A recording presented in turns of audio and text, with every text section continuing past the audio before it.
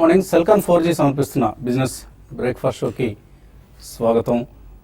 Asian మార్కెట్స్లో ఈ ఉదయం కొంత ప్రాఫిట్ టేకింగ్ మూడ్ కనిపిస్తుంది. లాస్ట్ నైట్ యూఎస్ మార్కెట్స్ కూడా ఒక వీకర్ దాన్ ఎక్స్పెక్టెడ్ డేటా రావడంతో మార్కెట్స్ కొద్దిగా ఫ్లాట్గా స్లైట్లీ నెగిటివ్ బయాస్తో క్లోజ్ అయ్యే యూఎస్ మార్కెట్స్. ఇదే పరిస్థితి ఇప్పుడు ఏషియన్ మార్కెట్స్లో కూడా కనిపిస్తుంది. ఎస్టెక్స్ నిఫ్టీ ట్రేడ్ అవుతుంది 7651 దగ్గర 6 పాయింట్ల స్వల్ప నష్టంతో. సో ఒక ఫ్లాట్ టు నెగిటివ్ ఓపెనింగ్ కోసం మార్కెట్స్ సిద్ధమవుతున్నాయని అనుకోవచ్చు మనం.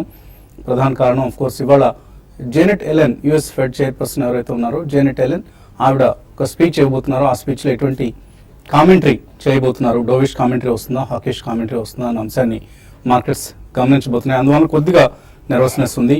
So weaker than expected data వచ్చింది అండ్ డాలర్ వీక్ అయింది. ఈ నేపథ్యంలో గ్రాడ్యువల్ రేట్ హైక్ను మార్కెట్స్ ఎక్స్పెక్ట్ చేస్తున్నాయి. ఈవెన్ ఏప్రిల్లోనే ఒక రేట్ హైక్ వచ్చినా కూడా ఆశ్చర్యపోనవసరం లేదంటే కొన్ని అంచనాలు వెలువడుతున్నాయి. యూఎస్లో మిక్స్డ్గా ఉంటాయి వాళ్ళ అంచనాలన్నీ కూడా. కొంతమంది ఒక సైడు మరి కొంతమంది మరొక సైడు ఉంటారు. సో ఇప్పుడు ప్రస్తుతానికి మెజారిటీ కనిపిస్తుంది ఏప్రిల్లో ఒక చిన్న రేట్ హైక్ ఉండొచ్చు అన్న అంచనా మార్కెట్స్లో కనిపిస్తుంది. ఈ నేపథ్యంలో కొద్దిగా గ్లోబల్ మార్కెట్స్లో ఒక నర్వస్నెస్ కూడా కనిపిస్తుంది మనకు. సో నిన్న కూడా మనం ఇండియన్ మార్కెట్స్ నష్టపోవడం చూసాం. స్టాక్ మార్కెట్స్లో నిన్న నిఫ్టీ ఆల్మోస్ట్ 101 పాయింట్స్ నష్టపోయి 7615 దగ్గర క్లోజ్ అయింది. సో 100-డే మూవింగ్ యావరేజ్ ఏదైతే ఉందో 7594 ఈ లెవెల్ను నిలబెట్టుకునే ప్రయత్నం చేసింది. అక్కడ నుంచి అక్కడ వరకు వచ్చి కూడా మళ్ళీ కొద్దిగా బౌన్స్ బ్యాక్ అవడం చూసాం. సో 7550 ఈ లెవెల్ కొద్దిగా ఇక్కడ క్రూషియల్ సపోర్ట్ లెవెల్గా భావించాలి మనం. నిఫ్టీకి 7550 లెవెల్ను బ్రీచ్ అయ్యి కిందకి రానంత వరకు కూడా కొంతవరకు పాజిటివ్గానే ఉండే అవకాశం ఉంది. అదర్వైజ్ మళ్ళీ మనం కొద్దిగా నిఫ్టీ సెన్సెక్స్లు వెనక్కి వెళ్లే అవకాశం కూడా కనిపిస్తుంది. So FIs foreign institutional investors మాత్రం ఇండియన్ మార్కెట్స్ పట్ల తమ నమ్మకాన్ని విశ్వాసాన్ని ప్రకటిస్తూనే ఉన్నారు. నిన్న కూడా సుమారుగా 2000 కోట్ల రూపాయల worth stocks FIs Indian markets లో కొనడం చూసాం.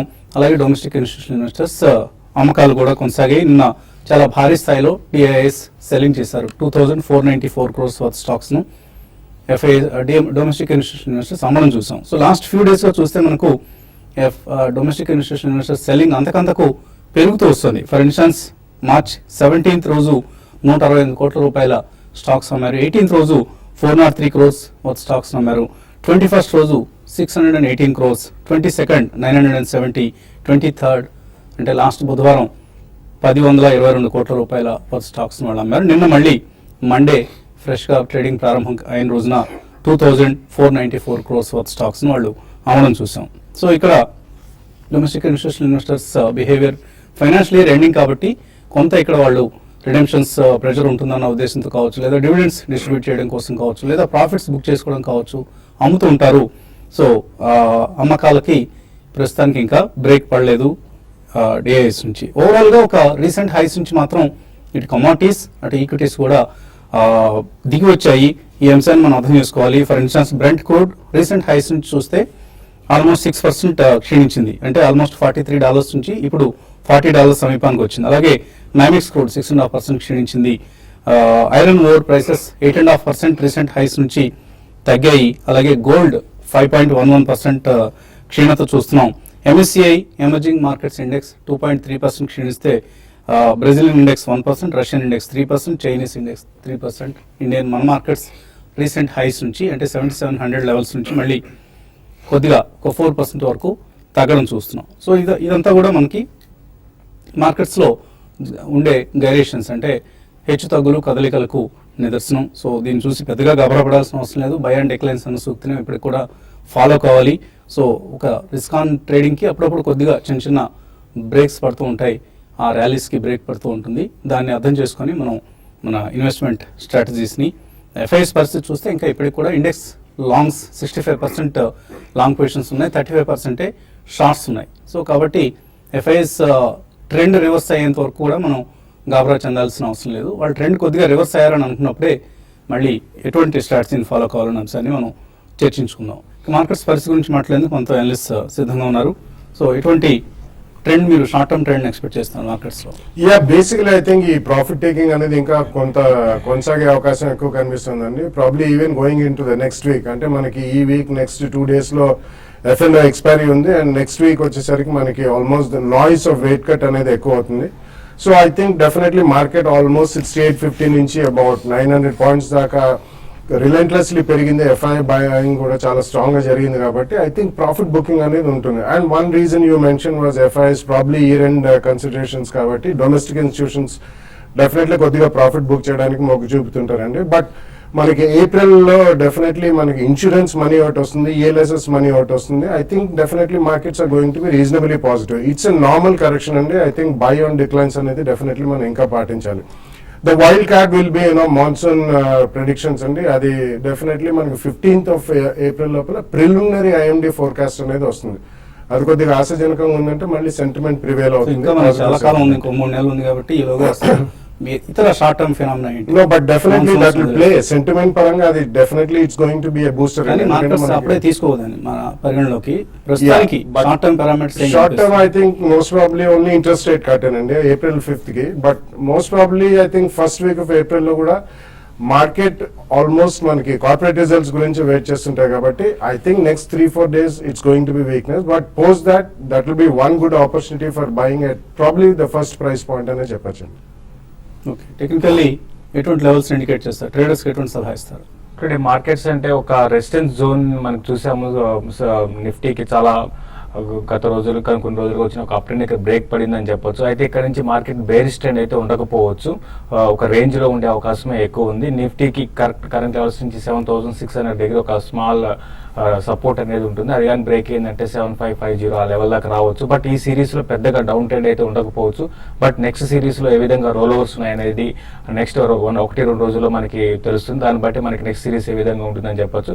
బట్ ఓవరాల్ గా ఎఫ్ఐస్ కంటిన్యూగా చూస్తున్నాం లాంగ్ పొజిషన్స్ ని. నిన్న మాత్రం కొంచెం హైయర్ లెవెల్స్ లో బాగా ప్రాఫిట్ బుకింగ్ అనేది చూసాము. లాస్ట్ ఒక 2-3 రోజులుగా ఏదైతే ఉందో 7700 కాల్ రైట్ చేశారో అది కూడా నిన్న ప్రాఫిట్ బుకింగ్ నిన్న లోయర్ లెవెల్ లో కనపడింది. అటు లాంగ్స్ లో ప్రాఫిట్ బుకింగ్ కనపడింది, షార్ట్ లోనూ ప్రాఫిట్ బుకింగ్ కనపడింది. కాబట్టి మార్కెట్స్ వోలటాలిటీ ఉండే అవకాశం ఎక్కువ ఉంది. నిన్నటి వోలటాలిటీ అంత లేకపోయినా కూడా నిఫ్టీ రేంజ్ వచ్చి 50 to 60 పాయింట్స్ రేంజ్ లో ఉంటుంది. బ్యాంక్ నిఫ్టీ విషయానికి వస్తే మనకి చూసిన చాలా స్ట్రాంగ్ అప్ ట్రెండ్ దగ్గరగా ఆల్మోస్ట్ 15,950 లెవెల్స్ నుంచి నిన్న కరెక్ట్ అయ్యి 15,600 దాకా రావడం చూసాం. అయితే 15,600 దగ్గరికి చాలా స్ట్రాంగ్ సపోర్ట్ ఉంది.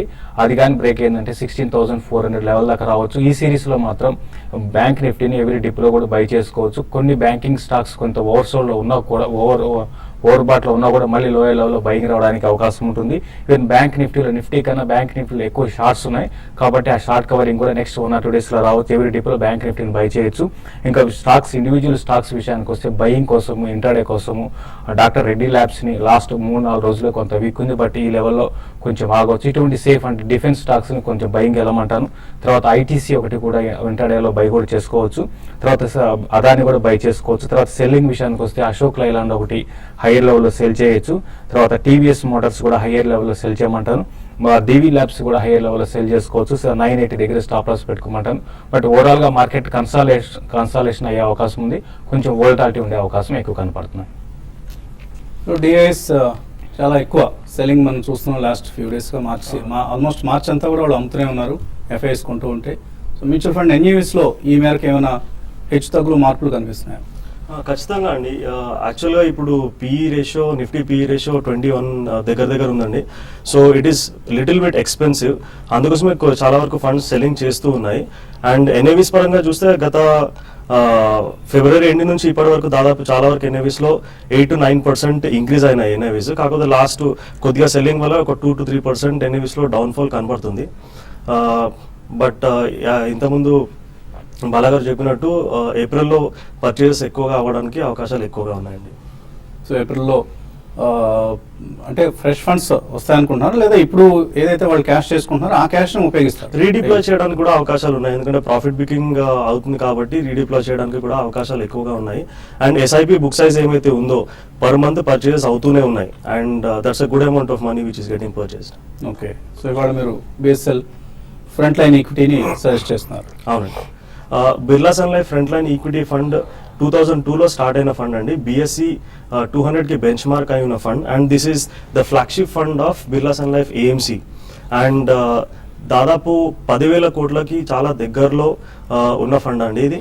అండ్ స్టాక్స్ పికింగ్లో 80% to 85% లార్జ్ క్యాప్ స్టాక్స్లో ఇన్వెస్ట్మెంట్ చేస్తారు, 15 to 20% మిడ్ క్యాప్ స్టాక్స్లో ఇన్వెస్ట్మెంట్ చేస్తారు, and negligible amount small cap స్టాక్స్లో ఇన్వెస్ట్మెంట్ చేయబడుతుంది.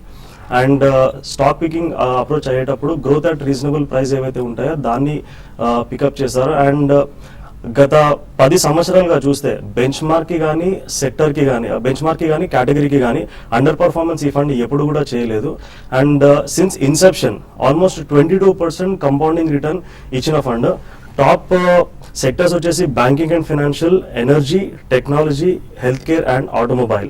Top holdings HDFC bank, Infosys, Reliance industries, ITC, ICICI bank. And ఈ ఫండ్లో దాదాపు 25% వరకు క్యాష్ హోల్డింగ్ చేసే ఆప్షన్ ఉందండి ఫండ్ మ్యాండేట్ ప్రకారం. But all the times the fund has state invested, cash calls ఎక్కువగా ఎప్పుడు ఈ ఫండ్ తీసుకోలేదు. అండ్ లాస్ట్ 1 yearలో రిటర్న్ చూస్తే కనుక -5%, and last 3 yearsలో 17.28% compounding return, 5 yearsలో 11.69, and 10 yearsలో 14.42 since launch. అంటే గత 14 సంవత్సరాలుగా యావరేజ్గా 22% రిటర్న్ ఈ ఫండ్ ఇచ్చింది. So it has helped in growth of wealth of the investors. And ₹1,00,000 ఎవరైతే 2002లో ఇన్వెస్ట్మెంట్ చేశారో దాదాపు ఇప్పుడు 15,28,000 దాని వాల్యూ ఉందండి. And anybody can invest in this fund who are beginners also or seasoned investors, they can invest in this fund. And 15 to 20% వరకు ఈ fund లో exposure చేసుకుంటే it is a good large cap fund అండి. అలాగే ఇక 3 రోజులే మిగిలింది financial year close కావడానికి. ట్యాక్స్ సేవర్స్ అందరూ కూడా హడావిడిగా వాళ్ళ ట్యాక్స్ ఇన్వెస్ట్మెంట్స్ చేస్తుంటారు. తప్పనిసరిగా ఈక్విటీ లింక్డ్ సేవింగ్ స్కీమ్స్లో ఇన్వెస్ట్ చేయండి. 3 ఏళ్ళు మాత్రమే లాకిన్ ఉండే ఒకే ఒక్క ఇన్స్ట్రుమెంట్ ఇది. సో 3 ఏళ్ళు లాకిన తర్వాత ఎప్పుడు కావాలంటే అప్పుడు మార్కెట్ కండిషన్స్ని బట్టి మనకు లాభాల పరిస్థితిని బట్టి రిడెంప్షన్స్ తీసుకునే వీలున్న స్కీమ్స్ కాబట్టి మనం పదే రికమెండ్ చేస్తుంటాం. యాక్సిస్ లాంగ్ టర్మ్ ఈక్విటీ కావచ్చు, ఆర్ అలాగే బిర్లా సన్ లైఫ్లో tax relief 96, long term equity fund ఉంది, ఫ్రాంక్లిన్ ఇండియా ట్యాక్స్ షీల్డ్. ఈ 4 funds and BNP Paribas long term equity కూడా చాలా బాగా పెర్ఫామ్ చేస్తున్నారు. One of the best performing schemes. Last 3 yearsలో 18.5% సాలిన రిటర్న్ ఇచ్చిన స్కీమ్ ఇది BNP Paribas long term equity. So ఇటువంటి స్కీమ్స్లో ఇన్వెస్ట్ చేయండి, చక్కటి లాభాలు ఉంటాయి. ఇక ఇన్వెస్టర్స్ నుంచి కాల్స్ అలాగే మెయిల్స్ తీసుకునే ముందు కాసేపు ప్రకటనలు.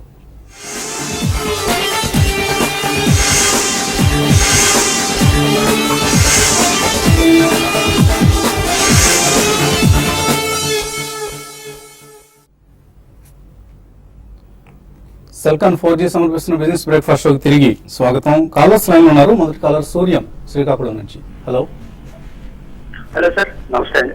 నమస్తే అండి, అడగండి. సార్, నేను మ్యూచువల్ ఫండ్స్ లో ఇన్వెస్ట్ చేద్దాం అనుకుంటున్నాను. ఒక 15 years పాటు లాంగ్ రన్ లో. ఓకే, నాకు మంచి స్కీమ్స్ ఏమైనా కొద్దిగా మంచి టాప్ కంపెనీస్ లో అడ్వైస్ చేస్తే, నాకు షేర్ మార్కెట్ ఐడియా లేదు. ఎంత ఇన్వెస్ట్ చేస్తారు? నెలవారీ చేస్తారా, సంవత్సరానికి ఇంత, ఎట్లా చేస్తారు?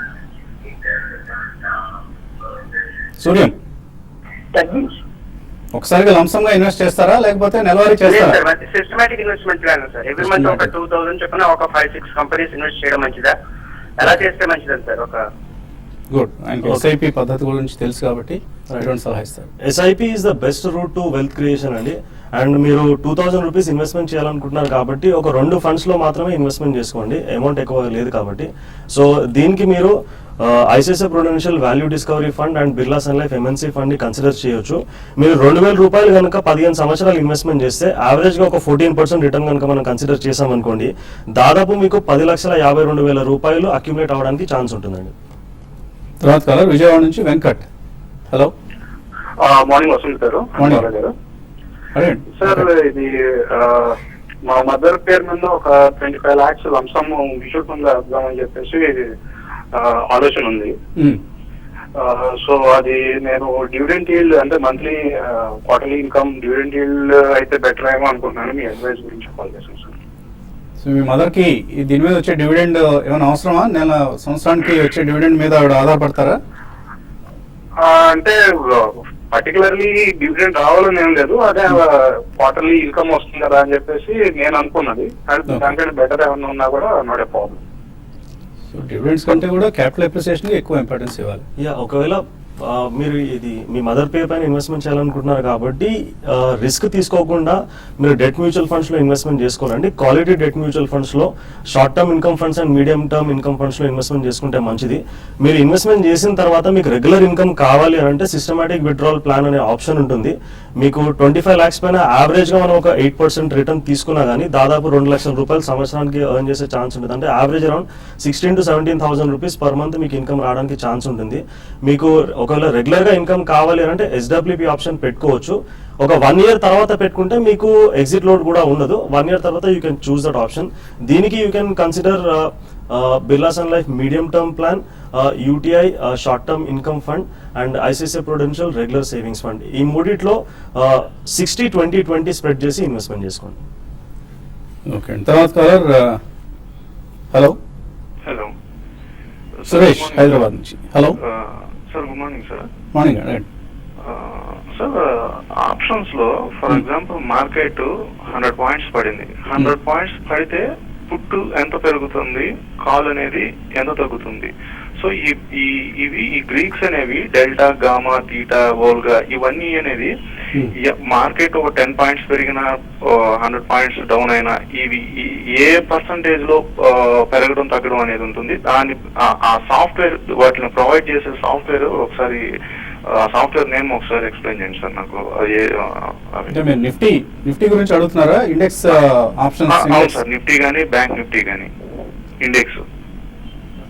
ఎటువంటి సలహా ఇస్తారు ఆయనకైనా? ఈ బీటా, గామా ఇటువంటి వాటి అన్నింటిని అబ్జర్వ్ చేద్దాం అనుకుంటున్నారు. ఇప్పుడు ఇవన్నీ అబ్జర్వ్ చేయాలనుకుంటే ఒకటండి, ఫస్ట్ మీరు ఏ విధంగా అంటే అది ఎక్కువ టైం వాల్యూ అనేది చాలా ఇంపార్టెంట్ అండి. టైం బేస్ చేసుకొని ఈ పర్సంటేజ్ అనేది మార్పులు ఉంటాయి. మీరు ఇప్పుడు చాలా వరకు మార్కెట్లో మనకు చూస్తున్నాం, ఇప్పుడు దాదాపు అన్ని సైట్లో కూడా మనకు తెలిసిపోతుంది. ఏవి F&Oలో మనకి క్లిక్ చేస్తే మీకు డేటా అంతా కూడా వస్తుంది. బట్ ఏదైనా కూడా మీరు అడిగిన దానికి మెయిన్ ఏంటంటే టైం వాల్యూ. ఇప్పుడు ఈ రోజు ఇప్పుడున్న పరిస్థితుల్లో రేపు ఎల్లుండిలో మనకి క్లోజింగ్ ఉంది కాబట్టి చాలా ఫాస్ట్గా మూవ్మెంట్ ఉంటుంది. అదే నెక్స్ట్ మంత్ చూసుకుంటే మాత్రం చాలా స్లో మూవ్మెంట్ ఉంటుంది. బట్ ఏవైనా కూడా చాలా సైట్లో మీరు అబ్జర్వ్ చేసి దొరుకుతాయండి. ఆ డేటా మీరు చూసుకోవచ్చు. సో ప్రైస్ వాల్యూ ఒకటైతే టైం వాల్యూ అనేది సెషన్లో ఇంకొక పారామీటర్. సో టైం వాల్యూ తగ్గుతున్న కొద్దీ, అంటే ఎక్కువ మనం ఎక్స్పైరీ దగ్గర పడుతున్న కొద్దీ కూడా ప్రీమియమ్స్ పడిపోతూ ఉంటాయి. సో టైం వాల్యూ లేనప్పుడు మీకు మంత్ బిగినింగ్లో ఉండే ప్రీమియమ్స్ మంత్ ఆఖరికి వచ్చేసరికి కరిగిపోతూ ఉంటాయి. సో ఇటువంటి అంశాలన్నింటినీ మనం అర్థం చేసుకోవాలి. సో ఆయన చెప్పినట్లు most of the broking companies like HDFC securities సైట్కి వెళ్తే మీకు దీనికి సంబంధించిన చాలా ట్యూటోరియల్స్ మీకు అందుబాటులో ఉన్నాయి. సో అటువంటి ట్యూటోరియల్స్ ఆధారంగా నేర్చుకునే ప్రయత్నం చేయండి. కొత్తగూడెం నుంచి Satish. Hello sir, good morning sir. Morning అండి, అడగండి. సార్, ఇది ఈ డెరివేటివ్స్ అయిపోతుంది కదా సార్. ఇప్పుడు నిఫ్టీ కానీ బ్యాంక్ నిఫ్టీ కానీ సెల్ చేస్తే బాగుంటుందా, బై చేస్తే బాగుంటుందా? సో ఇక్కడ long positions or short positions దేని రికమెండ్ చేస్తున్నారు? ఈ సిరీస్ కి మాత్రం ఒక కరెక్షన్స్ లో బై చేయమని చెప్తానండి. ఎందుకంటే ఓవరాల్ గా చాలా మంచి రిటర్న్ ఇచ్చిన సిరీస్ కాబట్టి ఇంకా షార్ట్స్ కూడా ఒక 30% దాకా షార్ట్స్ ఉన్నాయి, కవరింగ్ వస్తుంది. కాబట్టి మీరు బ్యాంక్ నిఫ్టీని కరెక్షన్స్ లో, అంటే ఇప్పుడు ఆల్రెడీ 16,600 దగ్గర 660 దగ్గర క్లోజ్ అయింది. ఇక్కడ నుంచి ఒక 100-150 పాయింట్లు పడినప్పుడు బ్యాంక్ నిఫ్టీ మీరు బై చేయండి. మళ్ళీ ఎక్కువసేపు వెయిట్ చేయకుండా ఒక 200-250 పాయింట్స్ లో బ్యాంక్ నిఫ్టీ ఎగ్జిట్ కానీ. ఈవెన్ నిఫ్టీ కూడా ఇక్కడ నుంచి ఒక 40-50 పాయింట్స్ పడినప్పుడు మీరు లాంగ్ పొజిషన్ తీసుకొని, లేదంటే కాల్స్ కూడా మీరు బై చేసుకోవచ్చు. ఓకే అండి. అలాగే మనల్ని చాలామంది ఇప్పుడు ఇందాక ఒక కాలర్ అడిగినట్లుగా అసలు options, features, trading patterns, technical analysis ఇలా రకరకాల అంశాల పట్ల అవగాహన కోసం క్లాస్ రూమ్ సెషన్స్ నిర్వహించమని అడుగుతున్నారు. సో మొట్టమొదటి ఇటువంటి ఒక సెషన్ని, టెక్నికల్ అనాలిసిస్ సంబంధించిన సెషన్ని వచ్చే ఆదివారం TV5 ప్రాంగణంలోనే అరుణ్ సాగర్ ఆడిటోరియంలో నిర్వహించేందుకు మనం ఏర్పాట్లు చేస్తున్నాం. సో ఇందులో స్టాక్ మార్కెట్ సంబంధించి గతంలో జరిగిన ట్రేడింగ్ ధరలు, అలాగే ట్రెండ్స్ని బట్టి అక్కడ ఉండే వాల్యూమ్స్ ఆధారంగా స్టాటిస్టిక్స్ని అర్థం చేసుకొని స్టడీ చేసి స్టాక్స్ గమనాన్ని మనం విశ్లేషించుకునే ప్రయత్నమే టెక్నికల్ అనాలిసిస్. సో ఈ టెక్నికల్ అనాలిసిస్లో దిట్ట ఎక్స్పర్ట్ రాజేంద్ర గారు వచ్చే ఆదివారం అందరికీ టెక్నికల్ అనాలిసిస్ సంబంధించిన అంశాల పట్ల ఆకలింపు చేసుకునేందుకు, అవగాహన పెంపొందించుకునేందుకు ఒక క్లాస్ రూమ్ను నిర్వహించబోతున్నారు. దీనికి సంబంధించిన పూర్తి వివరాలు, ఎలా పార్టిసిపేట్ చేయాలి అనే అంశాన్ని పక్కనే వస్తున్న టెంప్లెట్లో మీరు చూడొచ్చు. సో ఆ టెంప్లెట్లో ఉన్న నెంబర్స్కి మీరు కనుక కాల్ చేస్తే పూర్తి వివరాలు లభిస్తాయి. వచ్చే ఆదివారం ఉదయం 9 గంటల నుంచి మధ్యాహ్నం 3 గంటల వరకు జరుగుతుంది. ఇక్కడే బ్రేక్ఫాస్ట్ అండ్ లంచ్ కూడా ప్రొవైడ్ చేస్తాం. సో దయచేసి ఈ అవకాశాన్ని ఉపయోగించుకునే ప్రయత్నం చేయండి. ఇంకా ఈమెయిల్స్ అందే మనకు చాలా ఈమెయిల్స్ వచ్చాయి, కొన్నైనా చదివే ప్రయత్నం చేస్తాను. ఏ అరుణ్ నా పేరుతో వచ్చింది, అనంతపురం నుంచి వచ్చింది ఇది. సో ఆయనకి ఫండమెంటల్ సంబంధించిన విశ్లేషణ కావాలట. సో ఫండమెంటల్ సంబంధించి కూడా మీరు ఏదైనా ప్రయత్నం చేస్తారా ఒక సెషన్ని ఇన్వెస్టర్స్ కోసం కండక్ట్ చేసేందుకు? నాట్ ఇమీడియట్లీ అండి, అంటే ఐ హ్యావ్ టు గో, అంటే మధ్యలో ఒక హాలిడే అది ఉంది కాబట్టి Okay. Probably some time will do it. And మన వెబ్సైట్ లో ట్రై చేస్తాము definitely, tutorial class. So maybe ఒక 3వ తేదీన మనం సెషన్ ఏప్రిల్లో టెక్నికల్ అనాలిసిస్ పెడుతున్నాం. 10వ తేదీన డెఫినెట్ గా ఒక సెషన్ ని We'll try to see. Investors కోసం ఆర్గనైజ్ చేస్తాం. అందులో ఎవరు బాలాగారు చెప్తారా లేకపోతే ఇంకెవరైనా చెప్తారా అనే అంశాన్ని కూడా మీకు త్వరలోనే ప్రకటిస్తాం. So don't miss out. ఇటువంటి సెషన్స్ మనం ఎక్కువగా కండక్ట్ చేయం. అలాగే ఫైనాన్షియల్ ప్లానింగ్ సంబంధించి కూడా ఎవరైనా ఎక్కువ మంది ఇంట్రెస్ట్ చూపిస్తే తప్పకుండా బాలరాజు గారు కూడా కండక్ట్ చేసే ప్రయత్నం చేస్తారు TV5 ఆడిటోరియంలో. నవీన్ ఫ్లోరైడ్ ఈ రేట్లో తీసుకోవచ్చా? బంగారు రాజు అడుగుతున్నారు. Yeah, I think last 2 days లో స్ట్రాంగ్ గా పెరిగిన స్టాక్ అనేది ఆల్మోస్ట్ అబౌట్ 25 to 30% దాకా పెరిగింది కాబట్టి కొద్దిగా అది కరెక్షన్ కోసం వెయిట్ చేయొచ్చండి. ఎందుకంటే రీసెంట్లీ ఒక వార్త వచ్చింది, హనీవెల్ వాళ్ళతో టైప్ చేసుకున్న రెఫ్రిజరెంట్ గ్యాసెస్ కానీ. సో న్యూస్ బేస్ పాయింట్ వచ్చింది కాబట్టి కొద్దిగా కూల్ డౌన్ అయిన తర్వాత 2 price points లో కొనండి. రోల్టా ఇండియా 75 రూపాయలకు ఉన్నారు, కోల్ ఇండియా 314 రూపాయలకు ఉన్నారు. రమేష్ హైదరాబాద్ నుంచి హోల్డ్ చేయించారు. రెండు కూడా అంటే ఇప్పుడు ఇమీడియట్ గా అయితే మీరు హోల్డ్ చేయండి. కొంచెం అంటే కోల్ ఇండియా మనం చూస్తే లాంగ్ టర్మ్ కోసం అయినా కూడా మీరు బెటర్ ఏంటంటే ఎగ్జిట్ కామని చెప్తాను. రోల్టా ఇండియా మాత్రం చాలా కరెక్షన్ లో వచ్చిందండి. ఇది కూడా ర్యాలీస్ లో ఎగ్జిట్ కావాలి. ఇప్పుడు ఇమీడియట్ అయితే హోల్డ్ చేసి ర్యాలీస్ లో ఎగ్జిట్ కాండి. గోపాల్ హైదరాబాద్ నుంచి అడుగుతున్నారు. DHFL 230 రూపాయల లాంగ్ టర్మ్ కోసం హోల్డ్ చేస్తున్నారు, హోల్డ్ చేయొచ్చా? I think second price point లో కూడా పోస్ట్ మార్చ్ రిజల్ట్స్ కొనండి. ఎందుకంటే ఓవరాల్ మనకి హౌసింగ్ ఫైనాన్స్ కంపెనీస్ అన్ని నెక్స్ట్ 1 or 2 years లో బాగా రాణించే అవకాశం ఉందండి. ఇది సబ్స్టాన్షియల్ కరెక్షన్ కూడా అయింది దేవాన్ హౌసింగ్ లో. So I think you can buy at the second price point. Sunitha Simhadri అడుగుతున్నారు 15-15-15 ఫార్ములా అంటే ఏంటి అని. సో 15-15 ఫార్ములా కావాలంటే మీకు ఫైనాన్షియల్ ప్లానింగ్ సంబంధించి బాలరాజు గారు అందించే కార్యక్రమానికి మీరు హాజరైతే డీటెయిల్గా చెప్తారండి. 6 సెకండ్లో మనం చెప్పే ప్రయత్నం కష్టమైంది. ఇందులో జే శ్రీనివాస్ అడుగుతున్నారు 3 ఫండ్స్ని లాంగ్ టర్మ్ కోసం SIP చేస్తారట. 15,000 రూపాయలు ఒక్కొక్క ఫండ్లో 5,000 రూపాయలు ఇన్వెస్ట్ చేస్తారట. బెటర్ 3 funds కంటే ఒక 4 to 5 funds సెలెక్ట్ చేసుకుంటే మంచిదండి. దానికి మీరు Birla Sun Life equity fund and ICICI Prudential value discovery fund, Franklin India Prima Plus and Mirae Asset emerging blue chip ని కన్సిడర్ చేసుకోవచ్చు. అలాగే నిఫ్టీ కాల్ ఆప్షన్ హోల్డ్ చేస్తున్నారు. 7750 కాల్ ఆప్షన్ హోల్డ్ చేయొచ్చా? Hold చేయండి. At the same time stop loss కొని పెట్టుకోండి. కంటిన్యూగా 7600 break అయిందంటే మాత్రం ఈ రోజు రేపట్లో మళ్ళీ పెద్దగా పెరిగే అంటే కొంచెం డౌన్ సైడ్ వచ్చే అవకాశం ఉంది. అయితే ఒక లిమిటెడ్గా ఉంటుందండి. అప్ సైడ్ ఒక 100 points కన్నా పెరిగే అవకాశం లేదు. ఒక ర్యాలీ వచ్చినప్పుడు ఎగ్జిట్ కాదు. అలాగే మీరు మ్యూచువల్ ఫండ్ సంబంధించిన సబ్స్క్రిప్షన్లో రావడం లేదు ఎనీ అప్డేట్స్ అని అంటున్నారు. వారానికి ఒక స్కీమ్ని మనం రికమెండ్ చేయడం జరుగుతుందండి మ్యూచువల్ ఫండ్ సబ్స్క్రైబర్స్ కోసం. ఈ వారానికి సంబంధించిన స్కీమ్ని ఒకసారి ఇవాళ రేపట్లో ఇవాళ ఇస్తామండి, రేపటికి రెడీగా ఉంటుంది. సో రేపటికల్లా వాళ్ళకి మెయిల్ రూపంలో అందుతుంది. Yes sir.